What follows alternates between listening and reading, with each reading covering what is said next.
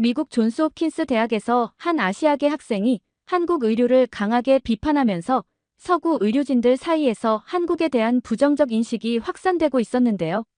그런데 갑작스럽게 열린 국제보건학술대회에서 세계보건기구가 발표한 충격적인 연구 결과를 듣게 된 유럽 출신 학생은 완전히 다른 현실과 마주하게 되는데요.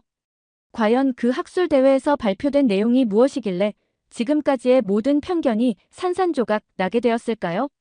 저는 에밀리입니다. 29살이고 독일 베를린에서 자란 후 지금은 미국 존스홉킨스 대학에서 보건정책학 석사과정을 밟고 있어요. 어릴 때부터 유럽의 의료 시스템이 세계 최고라고 생각해왔죠.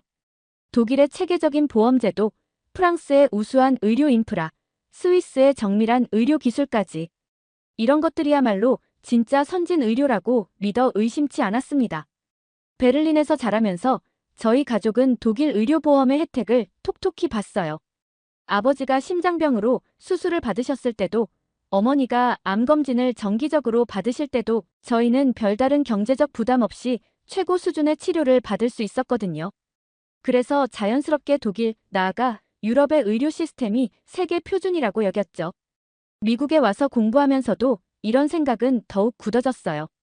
미국의 의료 기술은 분명 세계 최고 수준이지만 의료비가 너무 비싸서 일반인들이 접근하기 어렵다는 걸 실감했거든요. 그래서 더욱 유럽식 모델이 균형 잡힌 최선의 시스템이라고 확신했습니다. 그런데 미국에 와서 공부하면서 아시아 의료에 대한 이야기를 들을 때마다 뭔가 이상했어요. 특히 한국이라는 나라에 대해서는 거의 아는 게 없었죠. K-팝이나 드라마 정도만 알고 있을 뿐, 의료 분야에서는 그냥 개발도상국 중 하나 정도로만 생각했습니다. 솔직히 말하면 한국이 어디에 있는지도 정확히 몰랐어요. 중국과 일본 사이 어딘가에 있는 작은 나라 정도로만 인식하고 있었죠. 어느 금요일 오후 대학원 세미나실에서 동급생들과 국제의료 시스템에 대해 토론하고 있었어요. 교수님이 내주신 과제는 각국의 의료 접근성과 효율성을 비교 분석하는 것이었는데 자연스럽게 여러 나라들이 화제에 올랐습니다. 그때 일본에서 온 타카하시라는 친구가 말했습니다. 타카하시는 31살의 박사과정 학생으로 의료경제학을 전공하고 있었어요. 평소에도 아시아 의료 시스템에 대해 비판적인 시각을 가지고 있었죠. 여러분이 아시아 의료에 대해 오해하고 있는 것 같은데요. 아시아 의료는 결국 값싼 노동력으로 유지되는 시스템이에요. 의사들 연봉도 서구에 비해 턱없이 낮고 그래서 의료비가 싼 것처럼 보이는 거죠. 하지만 실제 의료 기술이나 시스템의 질은 서구를 따라올 수 없어요. 저는 고개를 끄덕였습니다. 타카하시의 말이 일리 있다고 생각했거든요. 실제로 제가 알고 있던 상식으로는 의료비가 저렴하다는 것은 그만큼 의료의 질이 떨어진다는 뜻이었으니까요. 독일에서도 비싼 사립병원일수록 더 좋은 서비스를 받을 수 있었거든요. 타카하시는 계속해서 설명했습니다. 특히 일본만 해도 서구 의료 기술을 도입하는데 급급하죠. 혁신보다는 모방에 치중하고 있어요. 물론 일본이 아시아에서는 그래도 나은 편이지만 말이죠. 그럼 한국은 어때? 캐나다에서 온 동급생이 물었습니다. 타카하시가 비웃듯 말했어요. 한국은 더 심각하죠. 의료 장비는 전부 독일이나 미국에서 수입해와야 하고 의료 시스템도 서구 모델을 그대로 베낀 수준이에요. 의료진들의 교육 수준도 의문스럽고요. 혁신이라고는 찾아볼 수 없죠. 그냥 싼 값에 기본적인 치료만 제공하는 정도예요. 저도 반쯤은 동조하고 있었습니다. 솔직히 한국 의료에 대해서는 아무것도 모르는 상태였지만 타카하시가 같은 아시아 출신이니까 더 잘 알 거라고 생각했어요. 그리고 제 머릿속에는 여전히 유럽이 의료 강국이라는 고정관념이 뿌리 깊게 박혀 있었죠. 다른 동급생들도 비슷한 반응이었어요. 프랑스에서 온 친구는 역시 유럽 의료보험 모델이 최고라며 으쓱했고 미국 친구들은 기술은 우리가 최고지만 시스템은 유럽이 낫다고 말했습니다. 그 누구도 한국이나 다른 아시아 국가들의 의료 시스템에 대해 긍정적으로 언급하지 않았어요. 세미나가 끝나고 집에 돌아가는 길에 저는 혼자 생각에 잠겼습니다. 정말 아시아 의료는 서구에 비해 뒤떨어져 있을까? 특히 한국 같은 나라는 어떨까? 하지만 이런 의문들도 잠깐이었어요. 어차피 저에게는 중요하지 않은 일이라고 생각했거든요. 저는 독일로 돌아갈 예정이었고 아시아에 갈 일은 없을 것 같았으니까요. 그날 밤 기숙사 룸메이트와 이야기하면서도 같은 주제가 나왔어요. 룸메이트는 미국 출신이었는데 미국 의료비에 비싸기로 유명하잖아요. 그래서 해외 의료에 대한 관심이 많았죠. 에밀리, 너는 유럽 출신이니까 좋겠다. 독일 의료보험 시스템이 얼마나 훌륭한데. 미국은 정말 엉망이야. 맹장염 수술 한 번 받으면 파산할 판이라니까. 저는 어깨를 으쓱했습니다. 그래도 미국이 의료기술 자체는 세계 최고잖아. 돈만 있으면 세계 어디서도 받을 수 없는 치료를 받을 수 없는 치료를 받을 수 있고. 맞긴 한데 일반인들에게는 그림의 떡이지. 그나저나 아시아 의료는 어때? 싸다고 하던데. 저는 오늘 세미나에서 들은 타카하시의 말을 그대로 전했어요. 값싼 노동력, 낮은 기술력, 모방 수준의 시스템. 룸메이트도 고개를 끄덕였습니다. 그럼 그렇지. 싸면 싼 이유가 있는 법이야. 품질과 가격은 정비례하는 거잖아. 그렇게 저희는 아시아 의료, 특히 한국 의료에 대한 편견을 더욱 굳혀갔어요. 아무도 직접 경험해본 적이 없으면서도 말이죠. 지금 생각해보면 정말 부끄러운 일이에요. 하지만 당시에 저는 그런 편견이 편견인 줄도 몰랐습니다. 오히려 합리적인 판단이라고 생각했죠. 결국 정보가 부족한 상태에서 만들어진 추측과 고정관념이 사실처럼 받아들여지고 있었던 거예요. 그 주말, 저는 도서관에서 과제 준비를 하고 있었어요. 국제 의료 시스템 비교 분석이라는 주제로 보고서를 써야 했는데 자연스럽게 유럽과 미국의 자료들을 중심으로 조사하고 있었죠. 독일의 사회보험 모델, 영국의 국가보건 서비스, 프랑스의 혼합형 시스템 같은 걸 말입니다. 그런데 문득 타카하시가 한 말이 떠올랐어요. 아시아 의료에 대한 그 비판적인 시각 말이죠. 궁금해서 한국 의료에 대해서도 조금 찾아봤어요. 하지만 영어로 된 자료는 많지 않았고 대부분 관광 의료나 성형수술에 관한 내용들 뿐이었습니다. 역시 그렇구나. 저는 혼자 중얼거렸어요. 제대로 된 의료 시스템이라면 더 많은 국제적인 연구 자료가 있어야 할 텐데. 월요일 아침, 세미나 시간에 타카하시를 다시 만났어요. 타카하시는 여전히 자신감 넘치는 표정으로 아시아 의료에 대해 설명하고 있었습니다. 한국 의료가 싸다고 해서 좋은 건 아니에요. 실제로는 의료진들이 과로에 시달리고 있고 병원들도 수익성 때문에 환자 한 명당 진료 시간을 최대한 줄이려고 해요. 그래서 오진이나 의료사고 발생률도 높을 수밖에 없죠. 교수님도 고개를 끄덕이며 들어주셨어요. 흥미로운 관점이네요, 타카하시. 그럼 일본은 어떤가요? 일본도 사실 비슷한 문제가 있어요. 다만 일본은 그래도 서구 기술을 빠르게 받아들이려고 노력하고 있죠. 하지만 한국은 타카하시가 잠깐 말을 멈췄다가 계속했습니다. 한국은 아직 그 단계에도 못 미치는 것 같아요. 기본적인 인프라부터 문제가 많거든요. 저는 타카하시의 말을 들으며 한국에 대한 인상이 더욱 나빠졌어요. 아시아에서 나고 자란 사람이 이렇게 말하는데 틀릴 리가 없다고 생각했거든요. 게다가 타카하시는 의료경제학 전문가였으니까 더욱 신뢰가 갔죠. 점심시간에 친구들과 함께 학교 카페테리아에서 이야기하는데 또 한국 의료 이야기가 나왔어요. 프랑스에서 온 동급생 마르크가 말했습니다. 내 친구가 한국에서 성형수술 받았는데 정말 싸더라. 프랑스에서 하면 10,000유로는 들 텐데 한국에서는 3,000유로 정도였나? 그거 봐요. 타카하시가 즉시 끼어들었어요. 한국 의료의 현실이 바로 그거예요. 의료를 상품화해서 싸게 파는 거죠. 제대로 된 의료 시스템이라면 그렇게 가격 차이가 날 수가 없어요. 저도 동조했습니다. 맞아요. 독일에서 성형수술 받으려면 정말 비싸거든요. 그만큼 안전성과 전문성을 보장하는 거죠. 너무 싸면 뭔가 문제가 있는 거 아닐까요? 마르크는 고개를 끄덕였어요. 그것도 그렇네. 친구가 결과는 만족한다고 했지만 안전성 면에서는 확실히 의문이 들어. 그 주 내내 저희는 비슷한 대화를 반복했어요. 한국을 비롯한 아시아 의료에 대한 의구심은 날이 갈수록 커져갔죠. 그런데 정작 저희 중 누구도 직접 경험해본 사람은 없었어요. 모든 게 추측과 편견에 기반한 이야기들 뿐이었죠. 어느 날 저녁 기숙사에서 인터넷을 하다가 우연히 한국 의료 관광에 대한 기사를 봤어요. 많은 외국인들이 한국에 와서 치료를 받는다는 내용이었는데 저는 코웃음을 쳤습니다. 결국 싸니까 오는 거지. 품질 때문에 오는 게 아니라. 룸메이트가 물었어요. 그런데 정말 품질이 나쁠까? 이렇게 많은 사람들이 온다는 건 뭔가 괜찮다는 뜻 아닐까? 저는 타카하시에게서 들은 말을 그대로 전했어요. 아시아에서 온 친구가 그러는데 한국 의료는 겉보기만 그럴듯하대요. 실제로는 의료진 수준도 떨어지고 장비도 대부분 수입품이라서 제대로 운영하지 못한다고 하더라고요. 그렇구나. 역시 싸면 싼 이유가 있는 법이네. 저희는 그렇게 한국 의료에 대한 편견을 더욱 굳혀갔어요. 심지어는 다른 친구들에게도 이런 이야기를 전파했죠.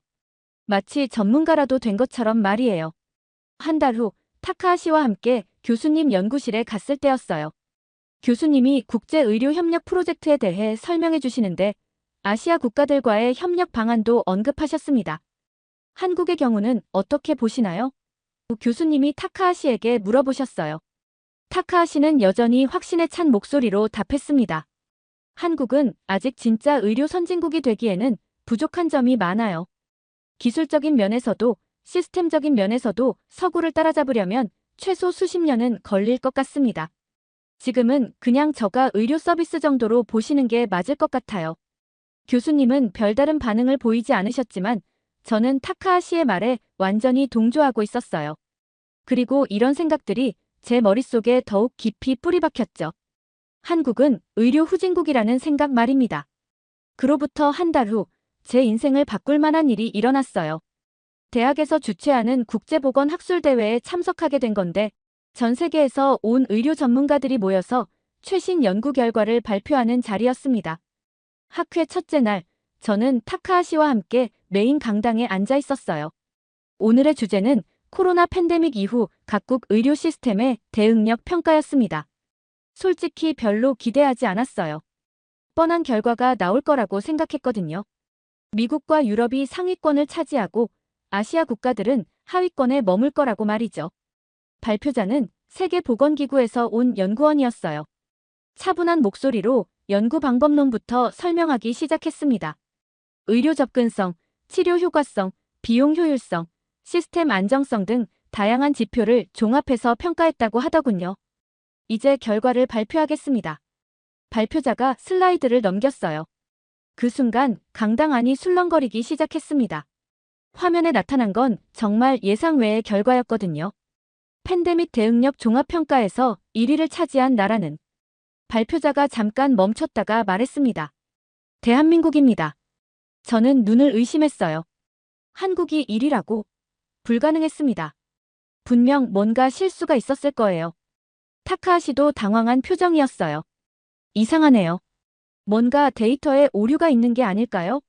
하지만 발표자는 계속해서 세부 결과를 공개했습니다. 한국이 거의 모든 지표에서 최상위권을 기록했다는 거였어요. 특히 의료 접근성과 비용 효율성에서는 압도적인 1위를 차지했다고 했습니다. 한국의 경우 인구 1000명당 병상수가 12.8개로 조사 대상국 평균의 2배에 달합니다. 또한 주요 질병의 치료 성공률도 최상위권을 기록했죠. 저는 멍하니 화면을 바라봤어요. 제가 알고 있던 한국과는 완전히 다른 모습이었거든요. 암 생존율의 경우 한국은 위암 생존율 세계 1위, 간암 생존율 세계 2위를 기록했습니다. 그리고 의료비 지출은 국내 총생산 대비 8% 수준인데 이는 미국의 절반 수준입니다. 관중석에서 웅성거림이 커졌어요. 미국에서 온 의료진들도 당황한 기색이 역력했습니다. 특히 주목할 점은 의료 효율성입니다. 한국은 같은 비용으로 다른 선진국 대비 2배 이상의 의료 성과를 거두고 있었습니다. 타카하시가 손을 들었어요. 질문이 있습니다. 이 데이터의 신뢰성은 어떻게 검증하셨나요? 한국 정부에서 제공한 자료를 그대로 사용하신 건 아니죠? 발표자가 웃으며 답했습니다. 물론입니다. 모든 데이터는 세계보건기구와 경제협력개발기구, 그리고 각국의 독립적인 연구기관에서 교차 검증을 거쳤습니다. 특히 한국의 경우는 다른 나라들보다 더 엄격한 기준으로 평가했죠. 그때 뒤쪽에서 누군가 일어났어요. 아시아계 남성이었는데 한국인처럼 보였습니다. 추가 질문을 드려도 될까요? 그 사람이 말했어요. 저는 김도현이라고 하고 서울대학교 공중보건대 학원 교수입니다. 김도현 교수는 45 정도 되어 보였고 차분하면서도 자신감 있는 인상이었어요. 깔끔한 정장 차림에 안경을 쓰고 있었죠. 제가 한국 의료 시스템 연구를 오래 해왔는데 오늘 발표된 결과에 대해 몇 가지 보충 설명을 드리고 싶습니다. 발표자가 고개를 끄덕였어요. 물론이죠. 김 교수님께서 직접 설명해 주시면 더 좋겠네요. 김도현 교수가 마이크를 받아들고 천천히 말하기 시작했습니다. 많은 분들이 오늘 결과에 놀라셨을 텐데 사실 이는 예상된 일입니다. 한국의 의료 시스템은 지난 30년간 놀라운 발전을 이뤘거든요. 타카하시가 또 손을 들었어요. 하지만 한국의 의료 장비는 대부분 수입품이고 의료기술도 서구를 모방한 수준 아닌가요? 김도현 교수가 미소를 지었습니다. 그건 잘못된 정보네요. 한국은 현재 의료장비 수출국입니다. 자기공명 영상장치, 초음파 기기, 인공호흡기 등을 오히려 서구로 수출하고 있어요.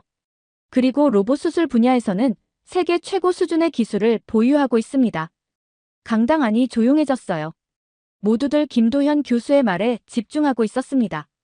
또한 한국의 전자의무기록 시스템과 원격 의료 인프라는 세계에서 가장 앞선 수준입니다. 팬데믹 기간 중에도 이런 시스템 덕분에 의료 서비스를 중단 없이 제공할 수 있었죠. 저는 점점 더 혼란스러워졌어요. 지금까지 제가 알고 있던 한국과는 완전히 다른 이야기였거든요. 정말 이게 사실일까? 아니면 과장된 건 아닐까? 김도현 교수는 계속해서 구체적인 데이터들을 제시했습니다. 예를 들어 한국의 응급의료 시스템을 보면 응급실 도착부터 치료 시작까지 평균 15분이 걸립니다. 이는 미국의 40분, 영국의 30분보다 훨씬 빠른 수치죠. 관중석에서 웅성거림이 더욱 커졌어요. 미국과 영국에서 온 의료진들도 서로 수군거리고 있었습니다. 그리고 의료비 투명성도 높습니다. 모든 의료비는 정부에서 정한 표준화된 가격으로 책정되어 있어서 병원마다 가격이 천차만별인 다른 나라들과는 다르죠. 저는 타카하시를 슬쩍 바라봤어요. 타카하시의 얼굴은 점점 굳어지고 있었습니다. 지금까지 자신이 해온 말들이 완전히 틀렸다는 걸 깨닫고 있는 것 같았어요. 김도현 교수의 발표가 끝나고 질의응답 시간이 되었는데 거의 모든 질문이 한국 의료 시스템에 관한 것이었어요. 독일에서 온 의사는 한국의 의료보험 제도를 우리나라에서도 도입할 수 있을까라고 물었고 프랑스에서 온 정책 연구자는 한국의 디지털 헬스케어 시스템을 벤치마킹하고 싶다고 말했습니다. 저는 완전히 충격을 받았어요. 지금까지 제가 가지고 있던 모든 편견들이 순식간에 무너지는 느낌이었거든요. 한국이 정말 의료 선진국이었다니. 그것도 세계 1위라니. 학술대회가 끝나고 저는 완전히 혼란에 빠져 있었어요.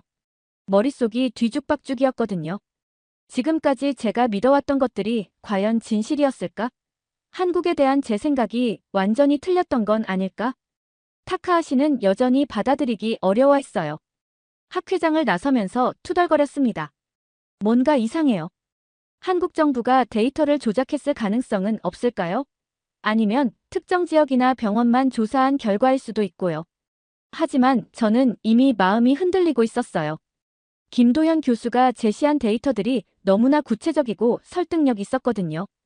게다가 세계보건기구에서 공식 발표한 내용이니까 조작이나 과장이 있을 가능성은 희박했죠. 타카하시, 혹시 우리가 한국에 대해 잘못 알고 있었던 건 아닐까? 타카하시가 당황한 표정으로 저를 봤어요. 에밀리, 설마 저 발표를 그대로 믿는 건 아니죠? 분명 뭔가 함정이 있을 거예요. 하지만 저는 확신할 수 없었어요. 오히려 지금까지 근거도 없이 한국을 무시해왔던 제 자신이 부끄러워지기 시작했거든요. 그날 밤 기숙사로 돌아와서 저는 인터넷에서 한국 의료에 대해 다시 찾아봤어요. 이번에는 편견을 갖지 않고 객관적으로 보려고 노력했습니다. 그런데 찾아보니 정말 놀라운 사실들이 많았어요. 한국이 세계에서 가장 빠른 속도로 의료 선진국이 된 나라라는 것, 의료 관광객이 매년 수십만 명씩 몰려온다는 것, 심지어 미국과 유럽에서도 한국의 의료 시스템을 벤치마킹하려고 한다는 것까지. 정말 믿기지 않았어요. 다음 날 아침, 저는 김도현 교수에게 이메일을 보냈어요. 더 자세한 이야기를 듣고 싶다고요. 다행히 김 교수님께서 금방 답장을 보내주셨고 오후에 만나서 이야기할 수 있게 되었습니다. 약속 장소는 대학 근처의 작은 카페였어요. 김도현 교수님은 어제보다 훨씬 편안한 모습으로 저를 맞아주셨습니다. 어제 발표를 듣고 많이 놀랐을 것 같아요. 김 교수님이 커피를 마시며 말씀하셨어요. 네, 정말 충격이었어요. 지금까지 제가 알고 있던 한국과는 완전히 달랐거든요. 김 교수님이 이해한다는 듯 고개를 끄덕이셨어요. 당연한 반응이에요. 사실 많은 외국인들이 한국 의료에 대해 잘못된 정보를 갖고 있거든요. 특히 서구권에서는 더욱 그렇죠. 그런데 정말 한국이 의료 1위인가요? 미국이나 독일보다도? 분야마다 다르지만 종합적인 효율성과 접근성 면에서는 확실히 한국이 최고 수준이에요. 예를 들어 독일의 경우 의료보험 시스템은 훌륭하지만 대기 시간이 너무 길어요. 전문의 진료를 받으려면 몇 달씩 기다려야 하잖아요. 저는 고개를 끄덕였어요. 실제로 독일에서 살 때 그런 경험이 있었거든요. 미국은 의료기술은 최고 수준이지만 접근성이 떨어져요. 돈이 없으면 제대로 된 치료를 받기 어렵죠. 하지만 한국은 두 마리 토끼를 다 잡았어요. 높은 기술 수준과 뛰어난 접근성을 동시에 확보한 거죠. 김 교수님은 계속해서 구체적인 사례들을 들어주셨어요. 한국의 건강보험 적용률이 99%에 달한다는 것, 응급실에서 중환자실까지의 이송 시간이 세계에서 가장 빠르다는 것, 의료진의 전문성도 세계 최고 수준이라는 것까지. 그런데 왜 이런 사실들이 잘 알려지지 않은 걸까요? 김 교수님이 잠깐 생각하더니 답하셨어요. 여러 이유가 있겠지만 가장 큰 건 언어 장벽과 문화적 편견인 것 같아요. 한국의 의료 성과에 대한 연구 결과들이 주로 한국어로 발표되니까 국제적으로 알려지기 어려워요. 그리고 아직도 많은 서구인들이 아시아를 개발도상국 정도로 인식하고 있고요. 저는 뜨끔했어요. 바로 제가 그런 편견을 가지고 있었으니까요. 또 다른 이유는 한국 사람들 자체가 자랑을 잘 안 하는 문화라는 점이에요. 실력은 세계 최고인데 홍보는 잘 못하죠. 김 교수님과 2시간 넘게 이야기를 나누고 나서 저는 완전히 생각이 바뀌었어요. 한국 의료에 대한 제 편견이 얼마나 잘못된 것이었는지 깨달았거든요. 그날 저녁 타카하시를 만나서 김 교수님과의 대화 내용을 전했어요. 하지만 타카하시는 여전히 의심스러워했습니다. 에밀리, 한국 교수가 한 말을 그대로 믿어도 될까요? 자기 나라 자랑하려고 과장했을 수도 있어요. 하지만 어제 발표는 세계보건기구에서 한 거잖아. 그리고 김 교수님이 제시한 데이터들도 모두 국제기구 자료였어. 타카하시가 고개를 저었어요. 그래도 뭔가 이상해요. 제가 일본에서 들은 이야기와는 너무 다르거든요. 저는 문득 의문이 들었어요. 타카하시가 일본에서 들었다는 이야기들이 과연 사실에 근거한 것일까? 혹시 일본 내에서도 한국에 대한 편견이나 잘못된 정보가 퍼져 있는 건 아닐까? 타카하시, 혹시 당신이 들은 이야기의 출처가 뭐예요? 직접 경험한 건가요? 아니면 누군가에게서 들은 건가요? 타카하시가 잠깐 당황하더니 대답했어요. 대부분 일본 언론이나 인터넷에서 본 내용들이에요. 그리고 일본 의료계 선배들에게서 들은 이야기도 있고요. 그럼 직접 한국 병원에 가본 적은 없는 거네요? 없어요. 굳이 갈 이유가 없었으니까요. 저도 마찬가지였어요. 한국 의료에 대해 이렇게 저렇게 평가해놓고서 정작 직접 경험해본 적은 한 번도 없었던 거죠. 이제야 깨닫게 되었어요. 우리는 편견과 추측에만 의존해서 판단하고 있었던 거예요. 그날 밤 잠자리에 들면서 저는 결심했어요. 직접 한국에 가서 확인해보자고. 제 눈으로 직접 보고 경험해봐야겠다고 말이에요. 그래야만 진실을 알 수 있을 것 같았거든요. 결국 저는 한국행을 결정했어요. 여름 방학을 이용해서 2주 정도 한국에 머물면서 직접 의료 시스템을 경험해보기로 한 거죠. 사실 조금 무서웠어요. 만약 제가 기대하는 것과 다르다면 어떻게 하나 싶어서요. 김도현 교수님께 연락을 드렸더니 흔쾌히 도움을 주시겠다고 하셨어요. 서울의 주요 병원들을 견학할 수 있도록 안내해 주시겠다고도 하시고요. 출발 전날 밤 타카하시가 제게 말했어요. 에밀리, 정말 가는 거예요? 시간 낭비일 수도 있는데. 그래도 직접 봐야 확실하잖아. 계속 추측만 하고 있을 수는 없어. 그럼 가서 객관적으로 보고 와요. 너무 기대하지 말고. 드디어 한국에 도착했어요. 인천공항부터 이미 놀랐습니다. 공항이 정말 깔끔하고 현대적이었거든요. 독일이나 미국 공항과 비교해도 전혀 뒤떨어지지 않았어요. 서울 시내로 이동하는 동안 창밖을 바라보니 고층 빌딩들이 즐비했어요. 정말 현대적인 도시였습니다. 제가 상상했던 것과는 완전히 달랐어요. 첫째 날, 김도연 교수님과 함께 서울대학교 병원을 방문했어요. 병원 입구에 들어서는 순간부터 놀라기 시작했습니다. 로비가 정말 넓고 깨끗했거든요. 마치 고급 호텔 같은 느낌이었어요. 먼저 접수 과정을 보여드릴게요. 김 교수님이 말씀하셨어요. 접수대로 가서 보니 정말 신기했어요. 스마트폰으로 QR코드를 스캔하는 것만으로 접수가 끝났거든요. 독일에서는 복잡한 서류 작업과 긴 대기가 필수였는데 말이죠. 이렇게 간단해요? 제가 물었어요. 네, 전자의무기록 시스템이 잘 되어 있어서 가능한 일이에요. 환자 정보가 모두 디지털화되어 있거든요. 접수를 마치고 대기실에 앉아 있는데 정말 오래 기다리지 않았어요. 독일에서는 몇 시간씩 기다리는 것도 일상이었는데 여기서는 15분 만에 진료실로 안내되었습니다. 의사 선생님은 영어를 정말 잘하셨어요. 발음도 정확하고 설명도 명확했죠. 진료를 받는 동안 의사 선생님이 사용하는 장비들을 봤는데 모두 최신형이었어요. 독일에서 봤던 것들보다도 더 첨단 장비 같았습니다. 이 초음파 기기는 한국에서 만든 건가요? 제가 물어봤어요. 맞아요. 국산 제품인데 성능이 정말 뛰어나요. 미국이나 유럽으로도 많이 수출하고 있어요. 진료가 끝나고 수납을 할 때 또 한 번 놀랐어요. 비용이 정말 저렴했거든요. 미국에서 같은 검사를 받으면 수백 달러는 들 텐데 여기서는 30달러 정도였어요. 이 가격이 정말 맞아요? 저는 믿기지 않아서 다시 물어봤어요. 김 교수님이 웃으며 답하셨어요. 외국인이라서 보험 혜택은 못 받지만 그래도 원래 가격이 저렴해요. 건강보험이 적용되면 더 싸지고요. 둘째 날에는 응급실을 견학했어요. 응급실 분위기가 정말 체계적이었어요. 환자가 들어오자마자 즉시 중증도를 분류하고 심각한 환자는 바로 치료를 시작하더라고요. 응급실에서 수술실까지 이송 시간이 얼마나 걸려요? 제가 물어봤어요. 중증 환자의 경우 평균 10분 정도요. 시스템이 잘 갖춰져 있어서 가능한 일이에요. 실제로 그날 오후에 교통사고 환자가 실려왔는데 정말 신속하게 처리되는 것을 봤어요. 의료진들의 움직임이 정말 체계적이고 효율적이었습니다. 셋째 날에는 암센터를 방문했어요. 여기서 본 것들은 정말 충격적이었어요. 로봇 수술 장비, 첨단 방사선 치료기, 정밀 진단 장비들이 즐비했거든요. 독일의 유명한 암센터와 비교해도 전혀 뒤떨어지지 않았어요. 한국의 암치료 성과가 세계 최고 수준이라고 들었는데 정말인가요? 담당 의사가 자랑스럽게 답했어요. 위암의 경우 5년 생존율이 70%가 넘어요. 이는 세계 최고 기록이죠. 조기 발견 시스템과 수술 기법이 발달했기 때문이에요. 그날 저녁 호텔에서 타카하시에게 영상통화를 걸었어요. 어때? 한국 의료?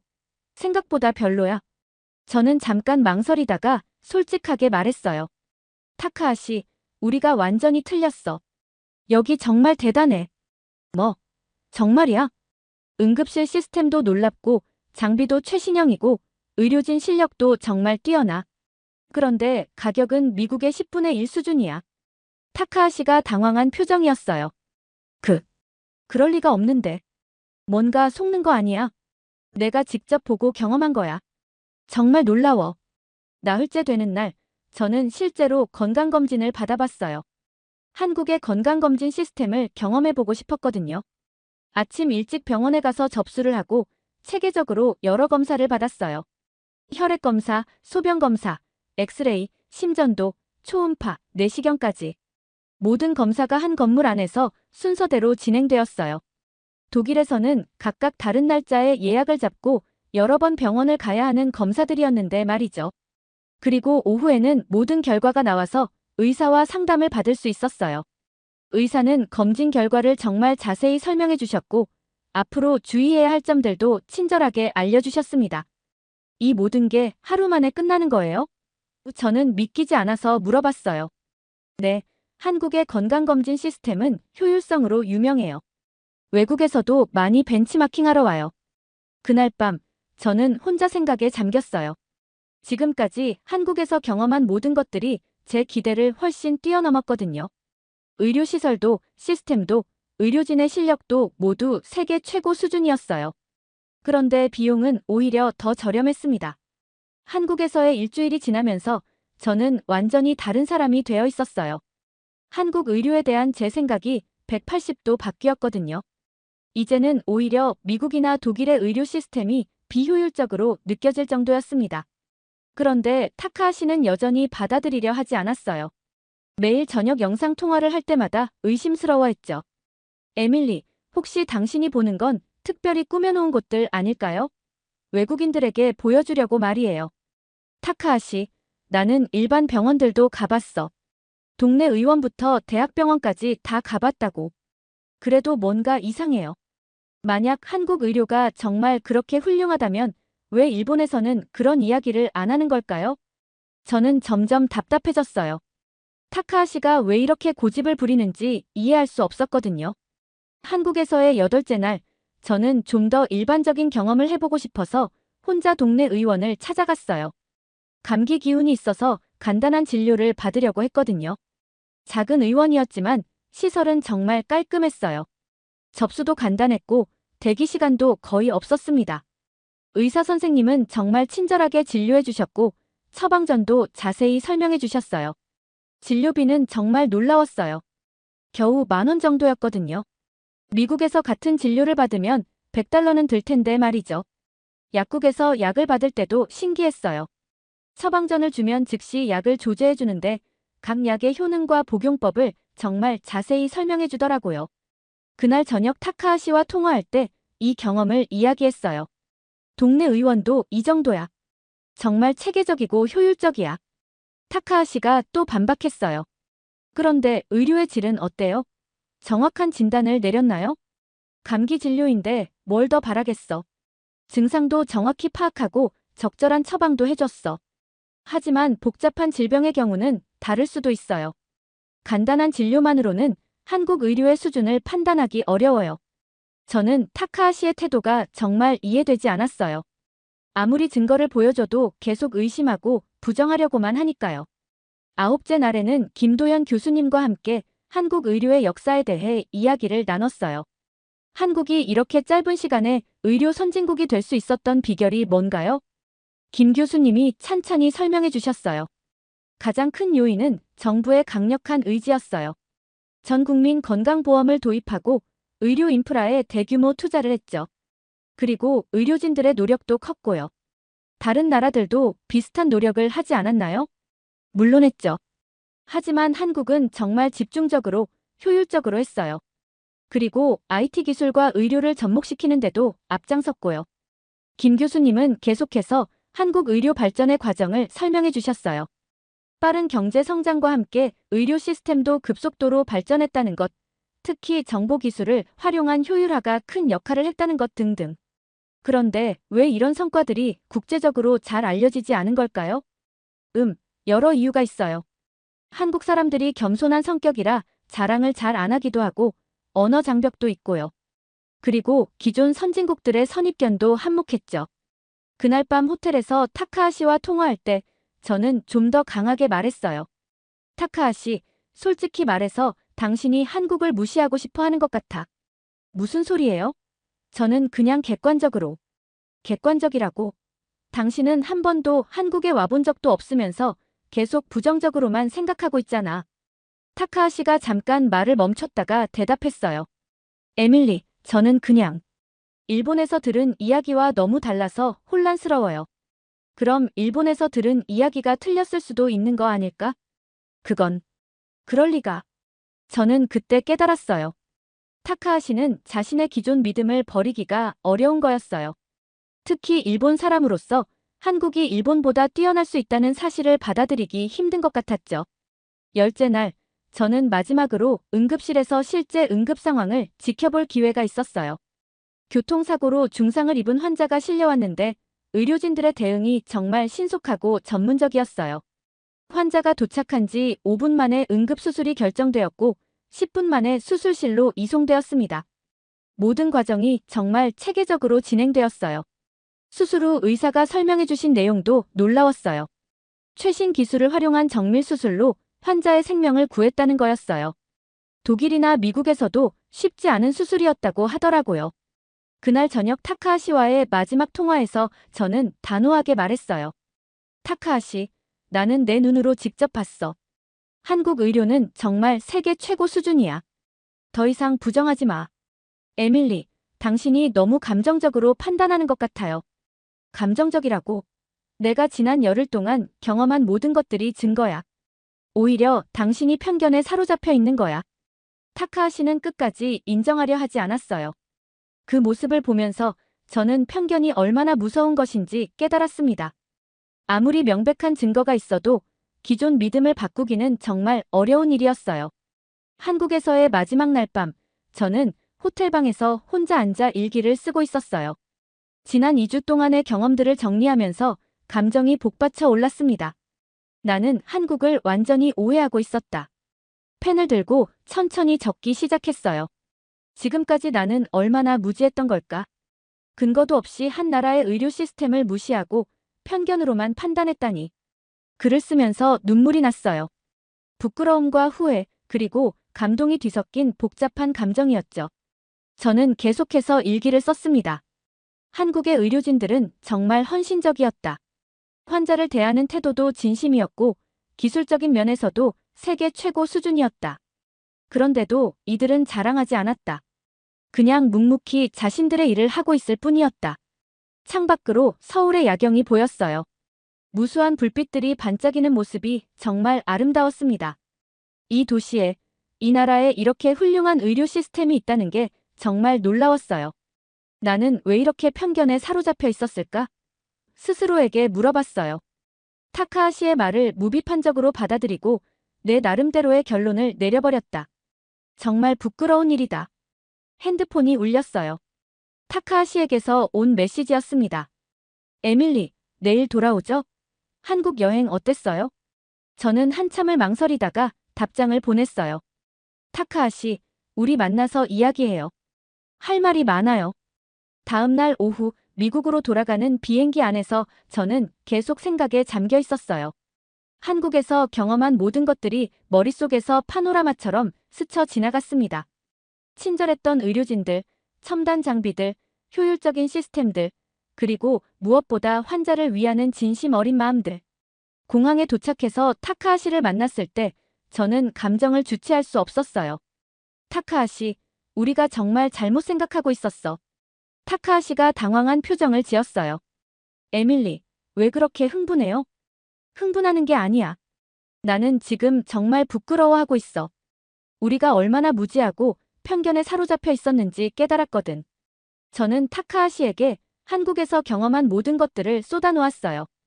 응급실에서 본 신속한 대응, 최첨단 의료 장비들, 친절하고 전문적인 의료진들, 그리고 무엇보다 저렴한 의료비까지.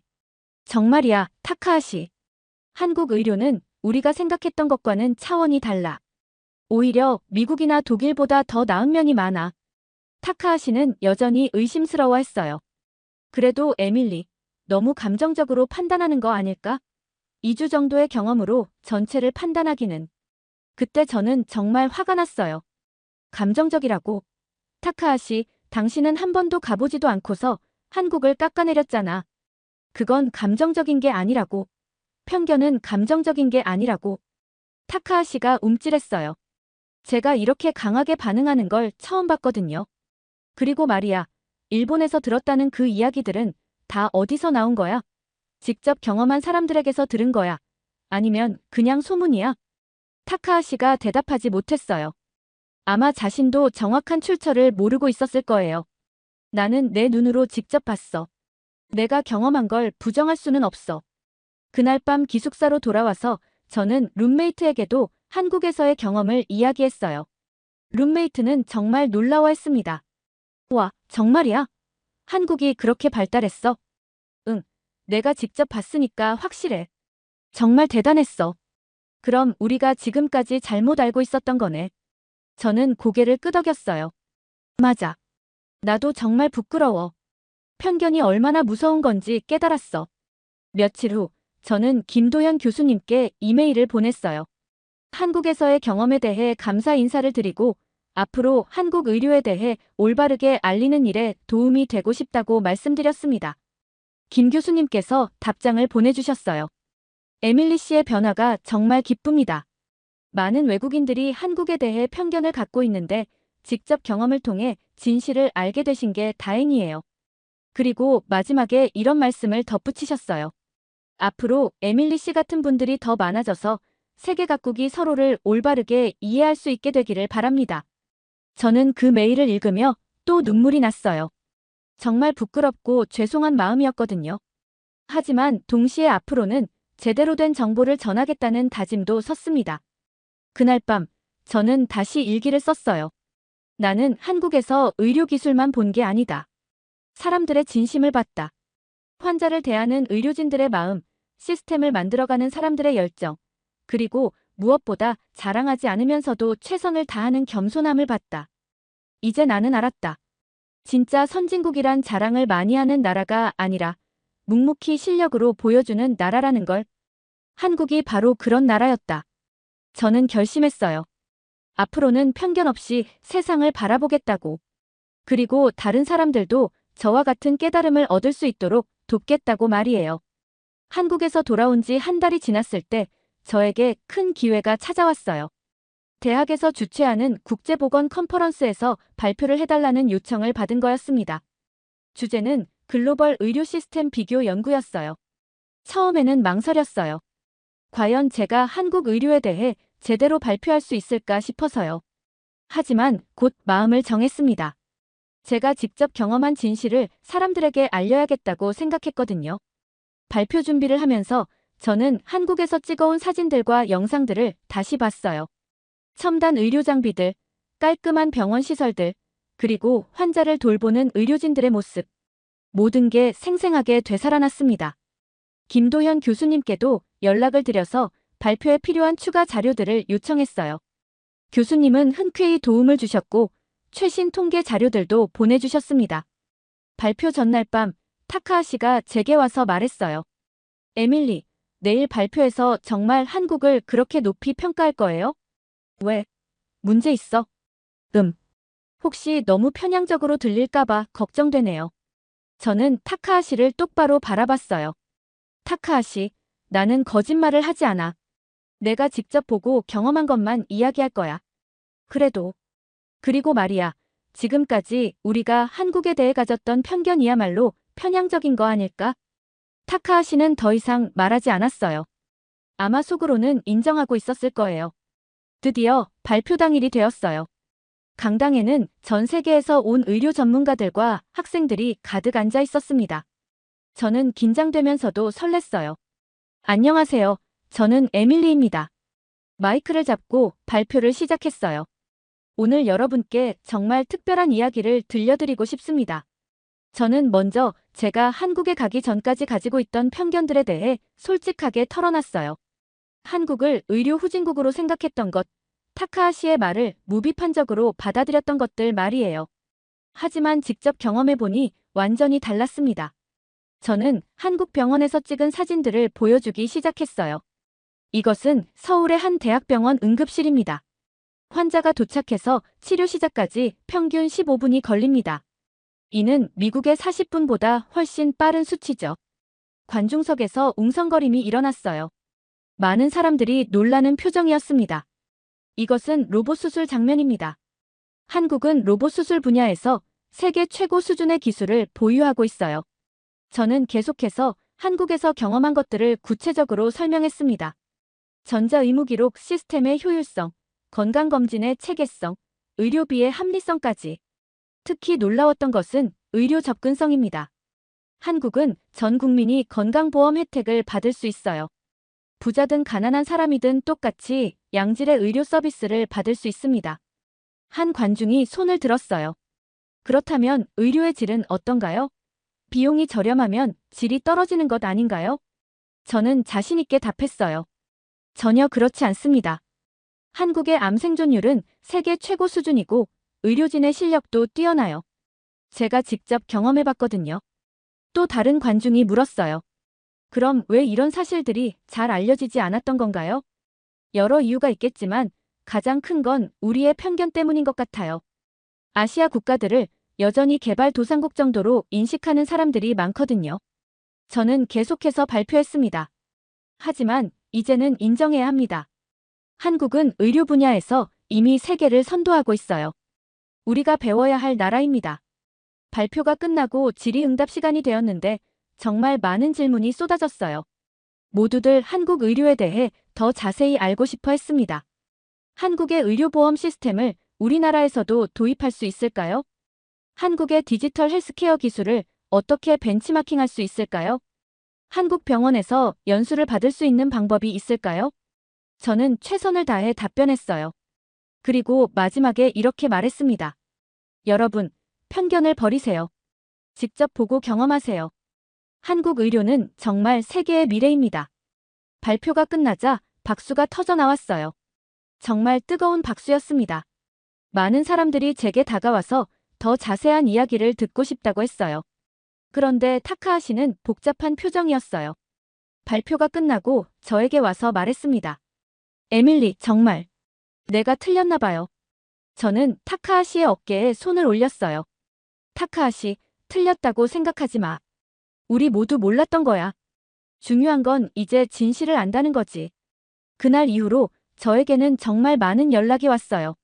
한국 의료에 대해 더 알고 싶다는 사람들, 한국에 가보고 싶다는 사람들, 그리고 자신들도 비슷한 편견을 가지고 있었다고 고백하는 사람들까지.